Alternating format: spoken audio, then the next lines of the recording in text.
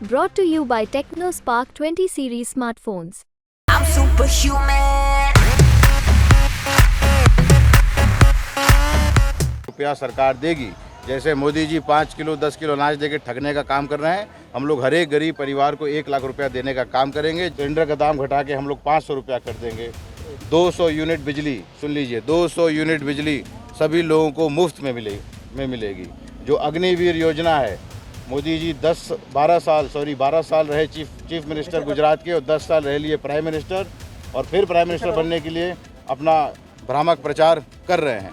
ये खुद चाहते हैं कि 30 साल सीएम पीएम रहें, लेकिन हमारा जो नौजवान है वो आर्मी की नौकरी में 4 साल के बाद रिटायर होकर गांव में बैठ जाए। प्राथमिकताएं होंगी महाराजगंज की? अच्छी सड़क व्यवस्था बनाना, अच्छा लोगों को स्वास्थ्य की सुविधा मिले, अच्छा एजुकेशन हो, युवाओं के लिए एक मल्टीपर्पज़ स्पोर्ट्स स्टेडियम हम लोग बनाएं। बाकी हमारी मैनिफेस्टो में है कि अगर इंडिया अलायंस की सरकार बनती है तो हर एक गरीब परिवार को हिंदुस्तान में साल में 1 लाख रुपया सरकार देगी।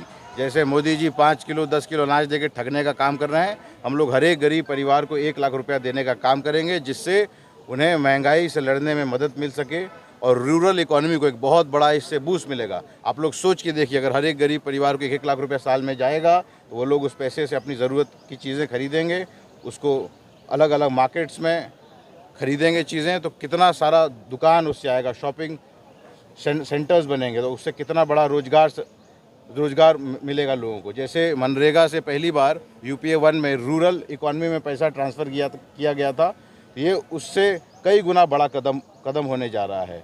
जो मिनिमम वेज रेट है लेबरर्स का, उसको बढ़ाकर हम लोग 400 करेंगे।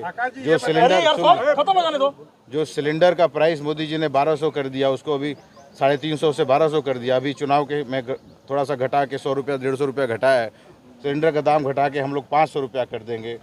200 यूनिट बिजली, सुन लीजिए, 200 यूनिट बिजली सभी लोगों को मुफ्त में मिलेगी। जो अग्निवीर योजना है, मोदी जी 12 साल रहे चीफ मिनिस्टर गुजरात के और 10 साल रह लिए प्राइम मिनिस्टर, और फिर प्राइम मिनिस्टर बनने के लिए अपना भ्रामक प्रचार कर रहे हैं। ये खुद चाहते हैं कि 30 साल सीएम पीएम रहें, लेकिन हमारा जो नौजवान है वो आर्मी की नौकरी में 4 साल के बाद रिटायर होकर गांव में बैठ जाए। तो इस बकवास योजना को हम लोग सबसे पहले ख़त्म करने का काम करेंगे।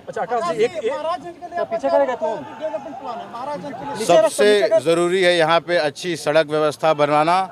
महाराजगंज लोकसभा क्षेत्र में हम जहाँ घूम रहे हैं 80% सड़कें ख़राब हैं।